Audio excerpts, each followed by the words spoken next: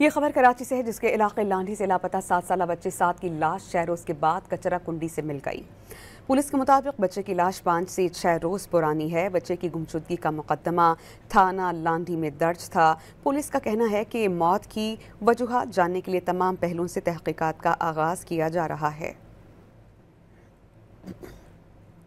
लांढी से लापता 7 साल बच्चे साद की लाश 6 रोज के बाद कचरा कुंडी से मिल गई। पुलिस के मुताबिक बच्चे की लाश 5 से 6 रोज पुरानी है। बच्चे की गुमशुदगी का मुकदमा थाना लांढी में दर्ज था। पुलिस का कहना है कि मौत की वजूहात जानने के लिए तमाम पहलुओं से तहकीकात का आगाज किया जा रहा है।